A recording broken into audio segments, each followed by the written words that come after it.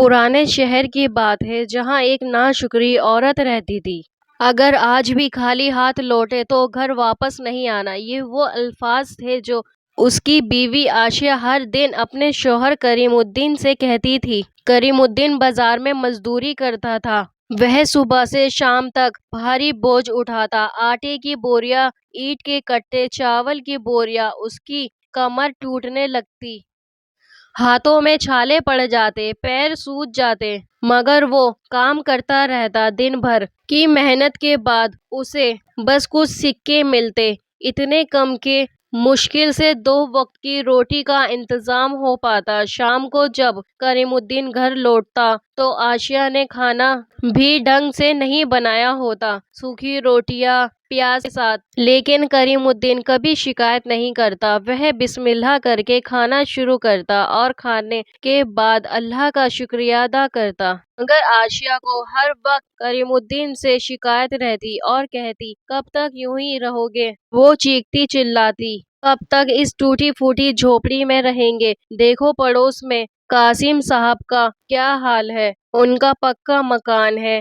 نوکر چاکر، گاڑی گھوڑے، اور ہم بھکاریوں سے بھی بدتر ہیں۔ کریم الدین آہستہ سے جواب دیتا، عائشہ رزق تو اللہ دیتا ہے، ہر کسی کی تقدیر الگ ہے، جو ہمارا رزق ہے اللہ وہ ہمیں ضرور عطا کرے گا، بس صبر رکھو۔ مگر عائشہ کا غصہ اور بھڑک جاتا، صبر کب تک صبر کروں میں؟ اپنی زندگی اس ٹوٹی پھوٹی جھوپڑی میں برباد نہیں کر سکتی۔ تم نامرد ہو، کمزور ہو، کچھ کرنے کے قابل نہیں ہو۔ عائشہ کی باتیں تیر کی طرح کریم الدین کے دل میں چبھتی، مگر وہ چپ رہتا، جانتا تھا کہ وہ جواب دینے سے حالات اور بگڑیں گے۔ وہ بس اپنا دکھ دل میں دبا لیتا اور خاموشی سے برداشت کرتا۔ کریم الدین کو اللہ کی ذات پر یقین تھا کہ کل بہتر ہوگا۔ کچھ دن یوں ہی گزرتے رہے۔ ایک رات کریم الدین خالی ہاتھ لوٹا۔ دور سے کھڑی عائشہ کی نظر فوراً کریم الدین کی طرف اٹھ گئی۔ اس کی آنکھوں میں ایک امید تھی، آج کچھ بہتر ہوگا۔ مگر جب اس کی نظر خالی ہاتھوں پر پڑی تو اس کا چہرہ اور سخت ہو گیا۔ کریم الدین کے چہرے کی مایوسی خود بیان کر رہی تھی کہ آج بھی قسمت نے اس کا ساتھ نہیں دیا۔ اس کی آنکھوں میں بے بسی تھی اور وہ عائشہ کی طرف دیکھ بھی نہ سکا۔ چپ چاپ قدم بڑھاتا ہوا اپنے جھوپڑی کے دروازے کی طرف پہنچا اور بغیر کوئی بات کیے اندر چلا گیا۔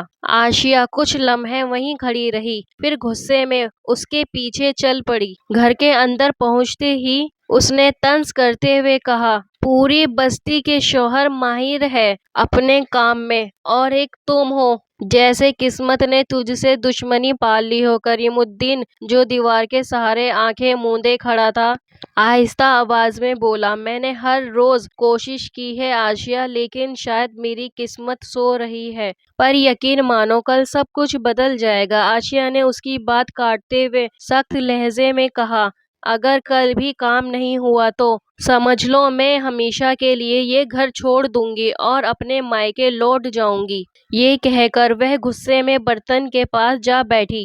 تھوڑی دیر کی خاموشی کے بعد کریم الدین نے کہا، عائشہ مجھے بہت بھوک لگی ہے، صبح سے کچھ نہیں کھایا، کیا کھانے کو کچھ ملے گا؟ عائشہ نے غصے سے کہا، کہاں سے لاؤں کھانا؟ کچھ کما کے لاؤ تو کچھ بنا بھی لیتی، میں بھی تمہارے وجہ سے بھوکی بیٹھی ہوں۔ اب تو ایسے لگتا ہے یا تو میں اپنے ماں باپ کے گھر چلی جاؤں یا پھر سیدھا سمندر کی لہروں میں اپنی جان دے دوں۔ عائشہ کی کڑوی باتیں سنی، پھر چپ چاپ اس کی طرف دیکھا۔ کچھ دیر وہ سوچتا رہا، پھر بغیر کچھ کہے گھر سے باہر نکل گیا۔ رات گہری ہونے لگی تھی اور سمندر کی لہریں تیز، جیسے ہر لہر اسے اپنے پاس بلا رہی ہو۔ گھر کے اندر عائشہ نے تیزی سے مٹی کا برتن ہٹایا جس میں وہ کچھ روٹیاں اور سالن چھپا کر بیٹھی تھی۔ بھوک سے بے حال عائشہ نے فوراً کھانا کھانا شروع کر دیا، جیسے ڈر ہو کہ کریم الدین واپس آ کر دیکھ نہ لے۔ ادھر کریم الدین پیدل چلتا چلتا اپنے ایک دوست کے پاس جا پہنچا۔ دروازہ کھٹکھٹانے کے بعد شہباز باہر آیا۔ کریم الدین نے آہستہ لہجے میں کہا، بھائی گھر میں آج کچھ کھانے کو نہیں ہے۔ شہباز اگر تمہارے پاس کچھ کھانے کو ہو تو دے دو، تمہیں اللہ کا واسطہ۔ شہباز جو کریم الدین کو اپنا دوست کہنے سے منع کرتے ہوئے کہا، یہاں کچھ نہیں ہے، اور سن، اگلی بار یہاں رخ مت کرنا۔ کریم الدین کی نظر اس کے پیچھے کچھ روٹیاں اور سالن پہ پڑی۔ کریم الدین نے انگلی کے اشاروں سے کرتے ہوئے کہا، بھائی، اللہ نے تمہیں بہت رزق دیا ہے، کیا اس میں سے مجھے نہیں دے سکتے؟ میں وعدہ کرتا ہوں آج جو بھی تم مجھے دو گے کل میرے پاس آتے ہی تمہیں لوٹا دوں گا۔ شہباز نے کریم الدین کا مذاق اڑاتے ہوئے کہا کہ تمہارے پاس خود کچھ نہیں ہے، تم مجھے کہاں سے لوٹاؤ گے؟ اور سخت لہجے میں کہا، یہاں سے چلے جاؤ، میرے پاس تجھے دینے کو کچھ نہیں ہے۔ کریم الدین نراش ہو کے گھر لوٹ آیا اور پانی پی کے گزارا کیا اور سوچنے لگا، غریبی میں سب تنہا چھوڑ دیتے ہیں، غریب کا کوئی نہیں ہوتا سوائے اللہ کے۔ کریم الدین نے اللہ سے اپنے لیے دعا کی، یا اللہ، تو میرا مددگار ہے، میرے بند دروازے کھول اور مجھے نیا راستہ دکھا۔ اگلی صبح سورج کی پہلی کرن پہ کریم الدین نئی امید کے ساتھ جنگل کی اور جا پہنچا۔ وہاں سے لکڑیاں کاٹی اور پھر بازار میں جا کر بیچ آتا، جو پیسے ملتے اس سے روٹیاں خریدتا۔ بس اسی طرح گزارا ہونے لگا، مگر آسیہ بولنے میں تیز تھی اور صبر بالکل نہ تھا، وہ ہر وقت کریم الدین کو طعنے دیتی رہتی۔ ایک دن آسیہ بولی، میرا نصیب پھوٹ گیا تم جیسے آدمی سے شادی کر کے۔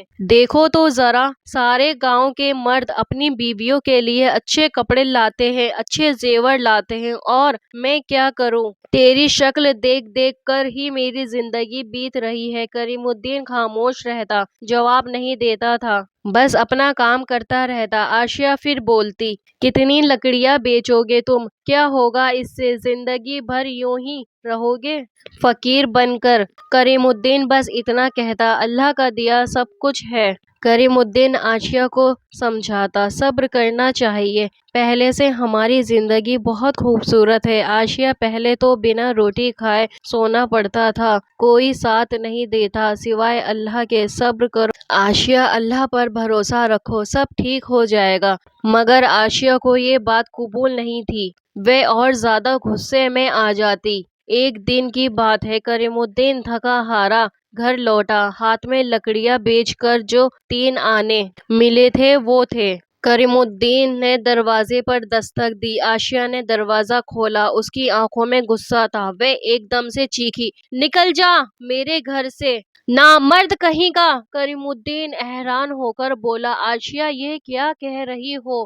میں تو کام کر کے آیا ہوں۔ آسیہ بولی، کام؟ اس کو کام کہتے ہیں؟ 3 آنے لے کر آتا ہے اور سمجھتا ہے میں بڑا کام کر کے آیا ہوں۔ میں تنگ آ گئی ہوں تجھ سے، نکل جا یہاں سے، تیرا منہ بھی نہیں دیکھنا چاہتی۔ کریم الدین ہکا بکا رہ گیا، اس نے کہا، آسیہ، میں کہاں جاؤں گا، یہ گھر ہی تو میرا سب کچھ ہے۔ آسیہ نے زور سے کہا، جا کے اپنی لکڑیاں کے ساتھ رہ، وہ تجھ سے بہتر ہے۔ کریم الدین کی آنکھیں بھر آئیں، اس نے ایک گہری سانس لی، پھر اندر جا کر اپنا ایک پرانا کپڑا اٹھایا، تھوڑا سا راشن لیا، اسے ایک پوٹلی میں باندھ لیا۔ کریم الدین گاؤں سے نکل پڑا، پیچھے مڑ کر نہیں دیکھا۔ گاؤں کے آخری کونے میں ایک بہت پرانا پیپل کا پیڑ تھا، کریم الدین وہاں رک گیا، وہ زمین پر بیٹھ گیا اور آسمان کی طرف دیکھ کر بولا، یا اللہ، اگر دنیا نے مجھے چھوڑ دیا تو اپنا در مت بند کر، اللہ، اب تو ہی میرا سہارا ہے۔ کریم الدین اٹھا اور ویران راستے پر چلنے لگا۔ تھوڑی دور چلنے کے بعد ایک ٹوٹا پھوٹا کچا کمرہ نظر آیا، وہ کسی زمانے میں کسی کا گھر رہا ہوگا، مگر اب ویرانہ پڑا تھا۔ کریم الدین نے سوچا کہ آج رات یہیں گزار لیتا ہوں۔ اس نے اپنی پوٹلی وہاں رکھی، کچھ سوکھی لکڑیاں اکٹھی کی اور آگ جلائی۔ کریم الدین نے تھوڑا سا کھانا نکال کر کھایا۔ رات ہو گئی تھی۔ کریم الدین لیٹنے سے پہلے سوچنے لگا کہ آگے کیا ہوگا، کل سے پھر لکڑیاں کاٹنی ہوگی، بیچنی ہوگی، مگر اب گھر نہیں ہے لوٹنے کے لیے۔ اسے نیند نہیں آ رہی تھی، اس نے سوچا کہ کمرے کی تھوڑی صفائی کر لوں۔ وہ اٹھا اور کونے میں پڑا ایک پرانا جھاڑو اٹھایا۔ جب وہ کونے میں جھاڑو لگا رہا تھا، اچانک اس کے ہاتھ میں کچھ سخت چیز لگی۔ وہ رک گیا۔ اس نے مٹی کو دھیان سے دیکھا۔ کریم الدین نے وہاں سے مٹی ہٹانا شروع کی۔ تھوڑی دیر میں ایک لکڑی کا صندوق نظر آیا۔ پرانا صندوق تھا، اوپر ایک جنگ لگا تالا تھا۔ کریم الدین نے سوچا کہ اس میں کیا ہوگا۔ اس نے ایک پتھر اٹھایا اور تالے پر مارا۔ تالا ٹوٹ گیا۔ اس نے صندوق کو کھولا۔ اندر جو تھا وہ دیکھ کر کریم الدین کی سانس رک گئی۔ صندوق میں سونے کے سکے اور چاندی کے زیور تھے، موتیوں کے ہار تھے۔ کریم الدین یقین نہیں کر پا رہا تھا۔ کریم الدین کے ہاتھ کانپنے لگے۔ وہ زمین پر بیٹھ گیا۔ اس نے کہا، یا اللہ، یہ کیا خواب ہے؟ اس نے اپنے منہ پر ہاتھ پھیرا اور کہا، یہ حقیقت ہے۔ سونا سچ میں تھا۔ کریم الدین نے زمین کو بوسہ دیا اور کہا، اللہ کا کرم ہے، اس نے مجھے دنیا کے ہاتھوں دھتکار جانے کے بعد بھی اللہ نے مجھے نہیں بھلایا۔ کریم الدین سمجھدار آدمی تھا۔ اس نے سوچا کہ اگر کسی کو پتہ چل گیا تو مصیبت ہو جائے گی۔ اس نے فیصلہ کیا کہ یہ راز کسی کو نہیں بتانا ہے۔ اس نے صندوق کو واپس وہیں دفن کر دیا، صرف تھوڑے سے سکے نکالے۔ اس نے سوچا کہ کل بازار جا کر ضرورت کی چیزیں خرید لوں گا۔ کریم الدین لیٹ گیا، مگر اس کی آنکھوں میں نیند کہاں تھی۔ وہ سوچتا رہا کہ اب زندگی بدل جائے گی، مگر کسی کو یہ راز پتہ نہیں چلنا چاہیے۔ صبح ہوئی تو کریم الدین اٹھا۔ اس نے نماز پڑھی اور ان تھوڑے سے سکے کو کپڑے میں باندھا اور بازار کی طرف چل دیا۔ بازار پہنچتے ہی اس نے بڑی ہوشیاری سے کام لیا۔ ایک دکان پر گیا اور ایک مٹی کا گھڑا خریدا۔ پھر دوسری دکان سے تھوڑا آٹا اور دال لی۔ دکاندار نے پوچھا، کریم الدین، یہ سب کہاں سے خرید رہے ہو؟ تمہارے پاس تو پیسے کہاں سے آئے؟ کریم الدین نے جواب دیا، کچھ لکڑیاں زیادہ بک گئی، سوچا ضرورت کا سامان لے لوں۔ دکاندار کو شک نہیں ہوا۔ کریم الدین واپس اسی ویران کمرے میں لوٹ آیا۔ اگلے کچھ دن کریم الدین نے بڑی سمجھداری سے کام کیا۔ ہر رات تھوڑا تھوڑا سونا نکالتا، صبح اٹھ کر دور کے بازاروں میں جاتا۔ وہ اس سونے کو بیچتا اور سامان خریدتا۔ کسی کو شک نہیں ہوا تھا، کیونکہ کریم الدین بڑی چالاکی سے الگ الگ بازاروں میں جاتا۔ دھیرے دھیرے اس کے پاس مال اکٹھا ہونے لگا۔ کھجور تھے، تیل تھے، دالیں تھیں، مسالے تھے۔ ایک دن کریم الدین نے فیصلہ کیا کہ اب وقت آ گیا ہے کہ میں اپنا کام شروع کروں۔ اس نے بازار میں ایک چھوٹی سی جگہ دیکھی۔ وہاں کسی کی دکان نہیں تھی۔ اس نے اس جگہ کے مالک سے بات کی۔ کچھ پیسے دے کر وہ جگہ خرید لی۔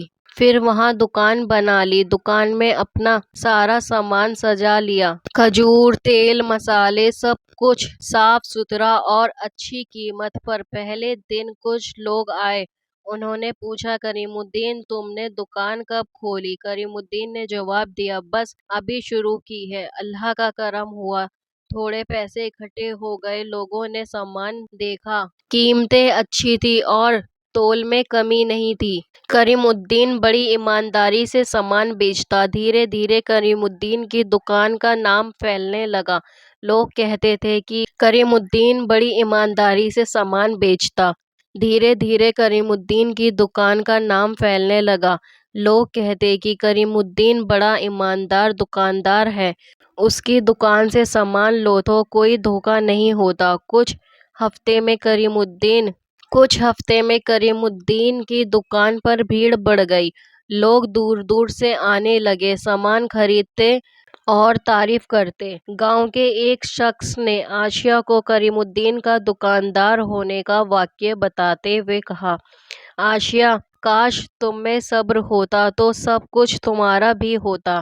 شرم سے آنکھیں جھکاتے ہوئے کہا، کریم الدین میرے شوہر ہیں، میں ان سے جا کر اپنی گناہوں کی معافی مانگوں گی تو وہ مجھے ضرور معاف کر دیں گے۔ اور پھر عائشہ بازار جا کر وہ سارا منظر اپنی آنکھوں سے دیکھا اور سوچنے لگی، جو میں نے کریم الدین کے ساتھ جو سلوک رکھا، کیا وہ مجھے معاف کر پائیں گے؟ کریم الدین دکان بند کر کے جا رہا تھا کہ راستے میں عائشہ ملی اور اپنی گناہوں کی معافی مانگنے لگی۔ کریم الدین مجھے معاف کر دو، میں بہت شرمندہ ہوں اپنے کیے پہ۔ کریم الدین نے کہا، عائشہ میں نے تمہیں اپنا ساتھی بنایا اور تم نے مجھے اس وقت چھوڑا جب مجھے تمہاری سب سے زیادہ ضرورت تھی۔ عائشہ کریم الدین کے پیروں میں گر گئی۔ کریم الدین مجھے معاف کر دو، میں دنیا کے چوند میں بہک گئی تھی۔ کریم الدین کچھ دیر سوچنے لگا،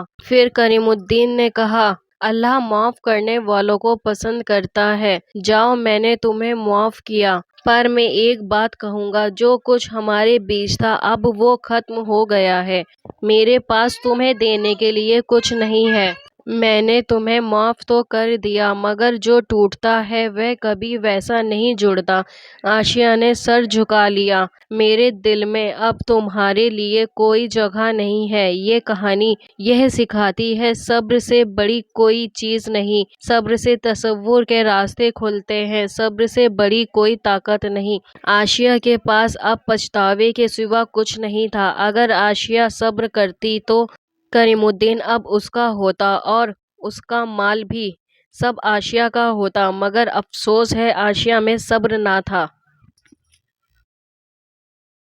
بغداد شہر کے پاس ایک چھوٹی بستی تھی جہاں ایک بوڑھا شخص رہتا تھا جس کا نام قاسم رحمان تھا۔ اللہ نے اسے 3 بیٹوں سے نوازا تھا مگر قسمت کا کھیل ایسا بدلا کہ بڑھاپے میں اس کی زندگی اچانک بدل کر رہ گئی۔ قاسم رحمان کی داستان سکھاتی ہے کہ والدین کی خدمت کرنا کتنا ضروری اور اہم ہے اور ان کی دعائیں بچوں کی زندگی کیسے پلٹ دیتی ہے۔ قاسم رحمان ایک عزت دار اور محنتی انسان تھے۔ انہوں نے پوری زندگی محنت کر کے گزاری اور اپنے 3 بیٹوں کو اچھی تعلیم اور تربیت دی۔ وہ اپنے بیٹوں سے بہت محبت کرتے تھے اور ہمیشہ اپنی بھلائی کے لیے دعا کیا کرتے تھے۔ قاسم رحمان اکثر کہتے، اولاد کی خوشی ہی والدین کی سب سے بڑی دولت ہوتی ہے۔ قاسم رحمان کا بڑا بیٹا ندیم تھا جو ایک کامیاب کسان بن گیا تھا۔ اس کی اپنی زمینیں تھیں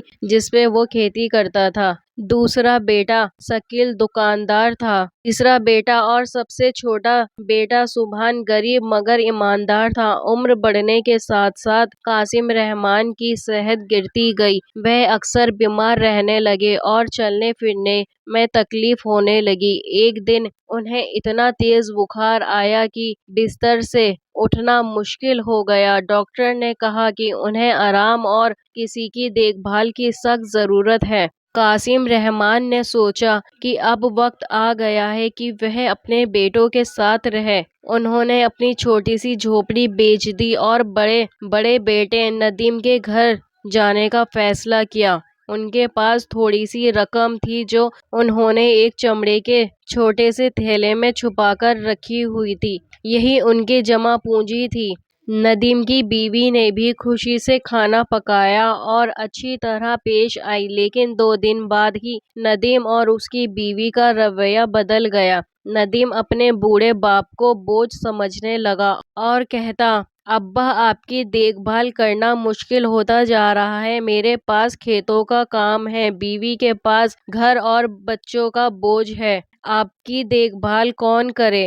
ندیم نے شکایت کی۔ قاسم رحمان کا دل ٹوٹ گیا۔ انہوں نے کبھی خواب میں بھی نہیں سوچا تھا کہ جسے انہوں نے پیار سے پالا وہ انہیں بوجھ سمجھے گا۔ وہ چپ چاپ بیٹھے رہے اور آنکھوں سے آنسو بہہ نکلے۔ ندیم نے کہا، ابا آپ میرے دوسرے بھائی شکیل کے گھر چلے جاؤ، اس کے گھر آپ کی دیکھ بھال بہتر ہو سکتی ہے۔ قاسم رحمان نے سر جھکا لیا۔ وہ سمجھ گئے کہ یہاں اب انہیں ان کے لیے کوئی جگہ نہیں۔ انہوں نے اپنا تھیلا اٹھایا اور دوسرے بیٹے کی طرف چل دیے۔ ندیم کے گھر سے نکلتے وقت ان کی آنکھیں نم تھیں۔ انہوں نے اپنے دل میں سوچا، کیا یہی میری ساری تربیت کا نتیجہ ہے؟ لیکن پھر بھی انہوں نے اپنے بیٹے کے لیے دعا کی، اے اللہ میرے بڑے بیٹے ندیم کو ہدایت دے۔ قاسم رحمان کو امید تھی کہ شاید میرا دوسرا بیٹا شکیل میرا خیال رکھے گا۔ شکیل شہر کا سب سے بڑا دکاندار تھا، عالیشان گھر، نوکر چاکر اور بڑا امیر تھا۔ قاسم رحمان نے سوچا کہ شاید یہاں انہیں سکون ملے گا۔ تھکے قدموں سے وہ شکیل کے دروازے پر پہنچے اور دستک دی۔ دل میں امید تھی مگر آگے کیا ہونے والا ہے وہ نہیں جانتا تھا۔ شکیل کے بڑے گھر کا دروازہ ایک نوکر نے کھولا۔ قاسم رحمان نے دھیمی آواز میں کہا، بیٹا میں شکیل کا والد ہوں۔ نوکر نے انہیں اندر بلا لیا اور شکیل کو خبر دی۔ شکیل جلدی سے آیا، ظاہر طور پر خوشامدید کہا مگر اس کی آنکھوں میں کوئی خوشی نہیں۔ قاسم رحمان شکیل کے اس رویے سے پریشان ہو گیا۔ شکیل نے پوچھا، ابا آپ اچانک کیسے آ گئے؟ شکیل نے سر ہلایا اور ایک کمرے کی طرف اشارہ کرتے ہوئے بولا، آپ وہاں آرام کر سکتے ہیں۔ شکیل کا گھر بڑا اور آرام دہ تھا لیکن قاسم رحمان کو وہاں کوئی خوشی محسوس نہیں ہوئی۔ شکیل کی بیوی ان سے ملنے تک نہیں آئی۔ رات کے کھانے پر قاسم رحمان نے دیکھا کہ شکیل اور اس کی بیوی آپس میں باتیں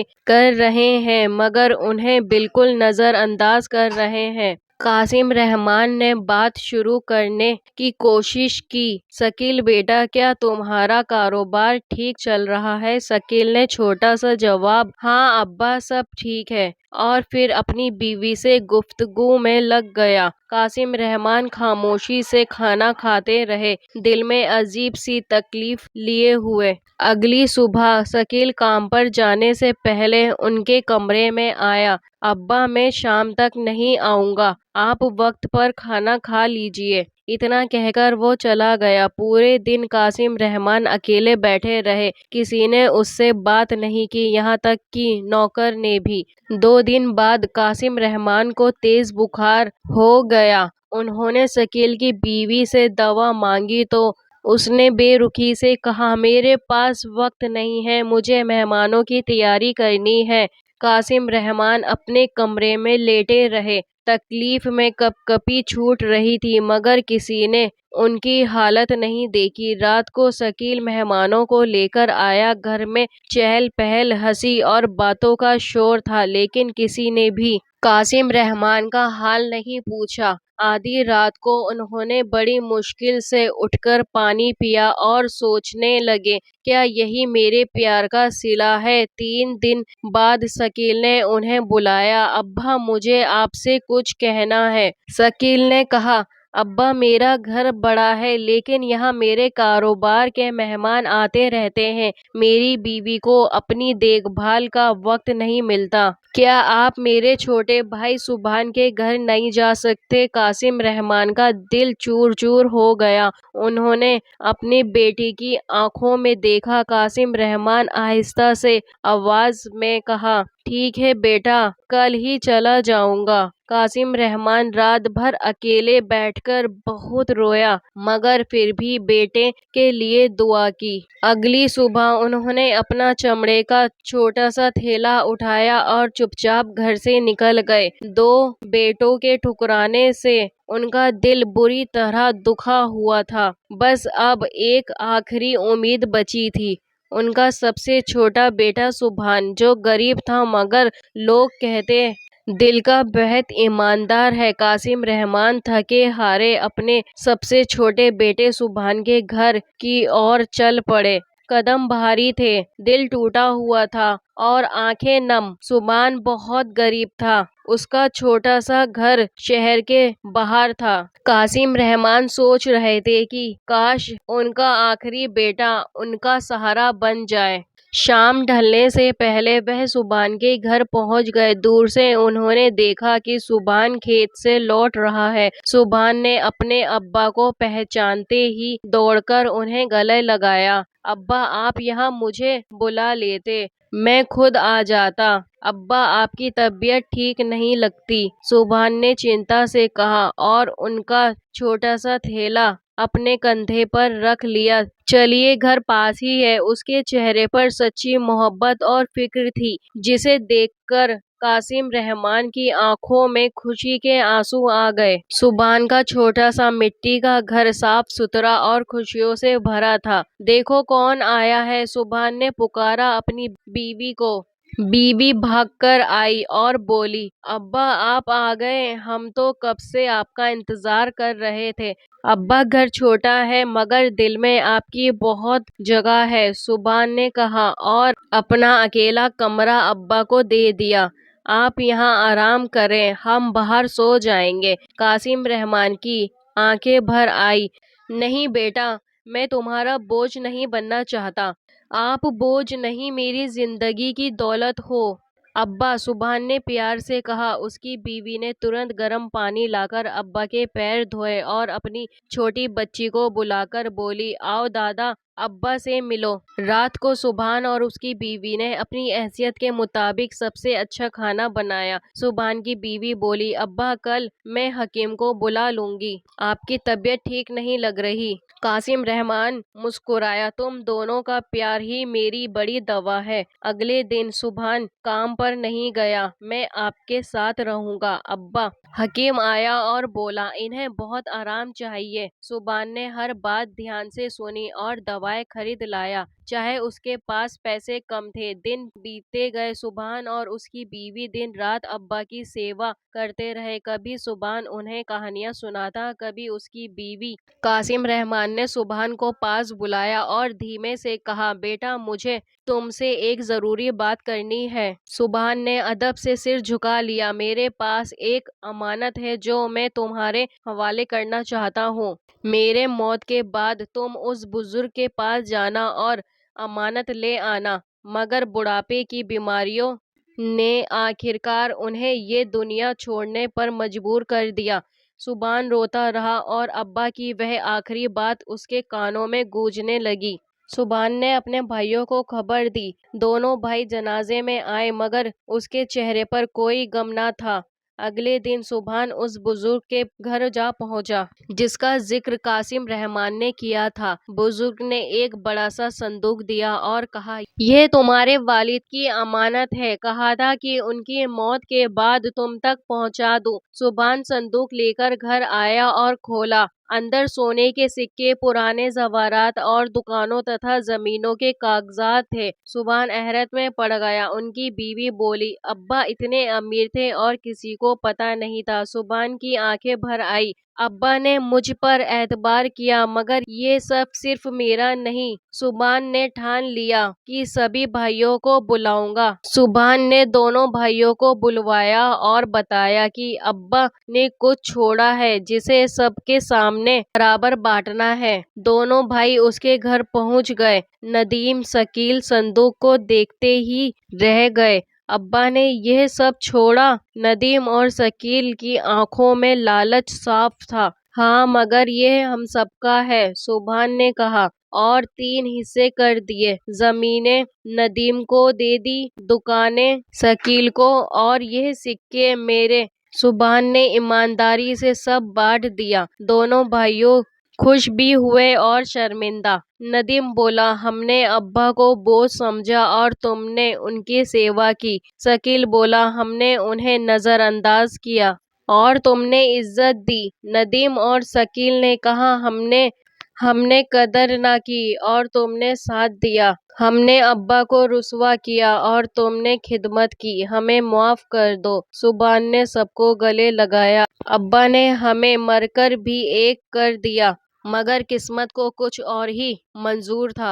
1 साल गुजरते गुजरते नदीम की फसलें बर्बाद हो गई। शकील को लुटेरों ने लूट लिया। उनकी जिंदगी तबाह हो गई। ये उसी बद्दुआ का असर था जिसे उन्होंने जाने अनजाने में ले लिया था। उधर सुभान की किस्मत चमक उठी। उसने अपने हिस्से से छोटा कारोबार शुरू किया जो तेजी से बढ़ा। लोगों ने पूछा, तुम्हारे भाई बर्बाद हो गए और तुम तरक्की कैसे कर गए? सुभान बोला, ये मेरे अब्बा की दुआ है। वालदेन की खिदमत किस्मत बदल देती है। बाप की दुआ सबसे बड़ी दौलत है और उसकी बद्दुआ सबसे बड़ी तबाही। कासिम रहमान की इस कहानी का खुलासा ये है कि वालदेन कभी बोझ नहीं होते, بلکہ زندگی کی سب سے قیمتی نعمت ہوتی ہے۔ ان کی خدمت کرنا صرف ہماری ذمہ داری نہیں بلکہ باپ کی دعا انسان کی تقدیر بدل دینے والی عظیم دولت ہے، اور ان کی ناراضگی زندگی کی سب سے بڑی محرومی بن سکتی ہے۔ جب والدین کمزور اور بوڑھے ہو جاتے ہیں، وہی وقت ہوتا ہے جب انہیں ہماری محبت اور نرمی، سچی سیوا کی سب سے زیادہ ضرورت ہوتی ہے، کیونکہ ایمانداری اور خلوص سے ہی کی گئی خدمت کبھی رائگاں نہیں جاتی۔ دنیا کی مال اور دولت سب کچھ نہیں، اصل کامیابی والدین کی خوشنودی میں ہے۔ جو لوگ دولت کی دوڑ میں والدین کی بے قدری کرتے ہیں، وہ کبھی سکون، خوشی نہیں پا سکتے۔ اس لیے اسلام نے والدین کی خدمت کو جنت کا راستہ قرار دیا ہے، تاکہ ہمیں ہمیشہ یہ رہے کہ ان کی قدر کرنا ہر انسان پر فرض ہے۔ دوستو، میں امید کرتی ہوں کہ آپ کو یہ کہانی پسند آئی ہوگی اور آپ اپنے والدین کی خدمت کرو۔